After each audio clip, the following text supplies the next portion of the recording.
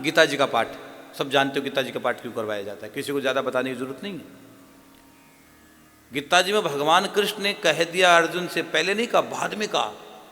पहले अर्जुन को सब कुछ समझा दिया, अंत में भगवान ने कहा सर्वधर्मान परित्यज्य माम एकम शरणम व्रज। पहले नहीं कहा ये बात, बाद में कही। अर्जुन ने कहा प्रभु ये बात पहले कह देते, कि पहले कहते तेरे समझ में नहीं आता, ठोकर लगती है तो भगवान की याद आती है। आदमी को पहले कह दे भैया ये कर लो कर लो, नहीं नहीं हमें करने का मतलब, हम क्यों कर ले। अगर कहो कि भैया तू ये कर ले तेरा फायदा, हमें नहीं चाहिए, इसको लगता है कोई महाराज जी को फायदा होगा, महाराज जी कहते हैं इसलिए महाराज जी को फायदा होगा। हाँ, अर्जुन को भगवान ने पहले नहीं कहा, अंत में कहा। अर्जुन ने कहा प्रभु ये बात पहले कह देते, तेरे समझ में नहीं आता, उस समय तेरा मन और कहीं था, अब पूरी बात तेरे समझ में आई तब पता लगा। हाँ, जब भरोसा हो जाता है, आज ऐसे ऐसे भक्त हमसे जुड़े हुए हैं जिनको भरोसा है, वो पूछते ही नहीं है, उनको पता है महाराज जी जो कर रहे हैं बस, वो तुरंत अपना काम करते हैं, उनको पूर्ण निष्ठा है, पूरा भरोसा है। उन भक्तों का काम भी होता है, काम में नहीं करता, उनका भरोसा करता है, उनका विश्वास काम करता है, क्योंकि विश्वास बड़ा प्रबल होता है, विश्वास ही भाग्य को बदलने वाला होता है। हाँ, तो नारायण कवच गीता जी का पाठ, जो आदमी मर रहा हो उसको भी गीता जी का 15 और 7वां अध्याय सुनाया जाता है। जो आदमी संसार छोड़ के जा रहा हो, तुलसी का पत्ता उसके मुख में डाल दिया जाता है और 7वां अध्याय और 15वां अध्याय गीता जी का सुनाया जाता है। तुलसी का पत्ता और गंगा जल उनको दे दिया जाता है और डाल दिया जाता है उसके मुंह में, और फिर वो गीता जी सुनाई जाती है। क्यों सुनाई जाती है गीता जी? ये भगवान की वाणी है, भगवान कृष्ण की वाणी है गीता। हाँ, भगवान कृष्ण की वाणी है गीता। और नारायण कवच गीता जी का पाठ, इसके अलावा विष्णु सहस्त्र नाम का पाठ। अब विष्णु सहस्त्र नाम का पाठ मैं गया जी में क्यों कराऊंगा, क्यों करवा रहा हूँ? इसलिए करवा रहा हूँ कि यहाँ विष्णु भगवान के चरण हैं, यहाँ स्वयं नारायण के चरण हैं। नारायण के चरण होने के कारण यहाँ विष्णु सहस्त्र नाम का बहुत बड़ा महत्व बन जाता है, इसलिए विष्णु सहस्त्र नाम का पाठ। और भागवत के साथ साथ सब ऐड है, और साथ ही साथ यहाँ पर मैं गजेंद्र मोक्ष का पाठ करवा रहा हूँ। गजेंद्र मोक्ष भागवत का प्राण है, गजेंद्र मोक्ष। भागवत अद्भुत, और भागवत में भी गजेंद्र मोक्ष बहुत अद्भुत है। हाँ, ये पितरों की मुक्ति के सब साधन जितने भी है, और गायत्री अनुष्ठान जितने भी पितरों की मुक्ति के साधन मैं यहाँ गया जी में करवा रहा हूँ, और ये सब के सब भागवत की पोथी के साथ ऐड है। अगर आप भागवत की पोथी करवा रहे हो तो सबके सब चीज़ इसमें साथ ही हो जाएंगे, अलग से कुछ व्यवस्था नहीं रहेगी आपकी। और एक तो आप ये करवाइए, और दूसरे साथ साथ एक चीज़ और है कि आप एक श्लोक पढ़ूंगा मैं अभी आपके सामने, सुनो। एक माज की पोथी पढ़ रहा था, श्लोक मेरे सामने आया, पढ़ो। मैं श्लोक पढ़ के आपको बता रहा हूँ, आप जरा ध्यान से सुनना। क्या लिखा उस श्लोक में? दो चीज है, माघे मासी महादेव यो दद्यात घृत कंबलम। ये मेरा शब्द नहीं है, जो शास्त्रों के शब्द बता रहा हूं।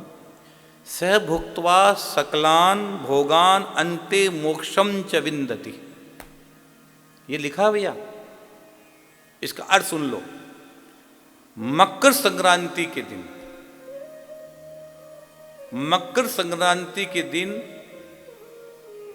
गंगा स्नान, ये जो चक्कर चल रहा है ना, ये 21 तारीख तक का, 21 तारीख तक का जो चक्कर चल रहा है, इस समय किसी नदी का स्नान, तो यहाँ तो फल्गु है तो फल्गु में स्नान करो, और आप जहाँ भी रह रहे हो उसी नगर शहर में स्नान करो। और अगर आपके घर में या उधर कोई नदी नहीं हो तो क्या करें, आप गंगा नदी का जल ले लो, बाल्टी में डाल लो और स्नान करो, पूरा फल आएगा। तो इस पर क्या लिखा है, मैं इसको पढ़ के सुना रहा हूँ ताकि आपको समझ में आए, कोई महाराज जी उलटे टेढ़े बात तो नहीं बोल रहे हैं।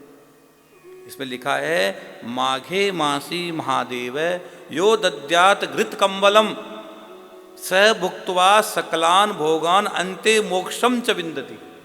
ये लिख दिया। मकर संक्रांति इस कालखंड में 21 तारीख तक मौनी अमावस्या तक आप नदी में स्नान करें, और दान की बड़ी विशेष महिमा है। और जो व्यक्ति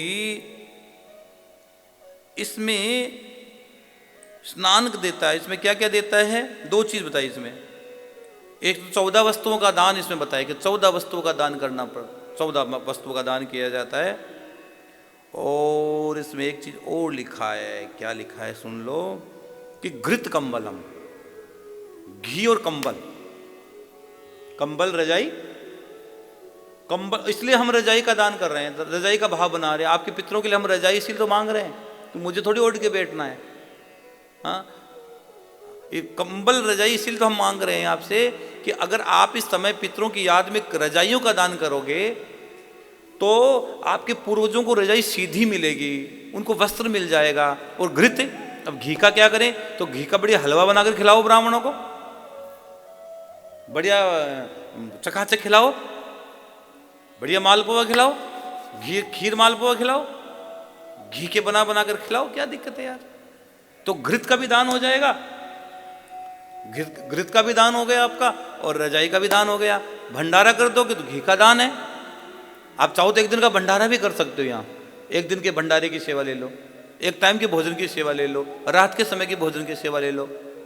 तो आप इसमें 2 चीज लिखी गई है, इसलिए मैं कह रहा हूं आपको। तो आपको मैंने आज विशेष तौर से इस बात को बताया, घी का और रजाई का, कंबल रजाई का दान जरूर करें आप, 14 रजाई का दान करें मेरे कहने से आप।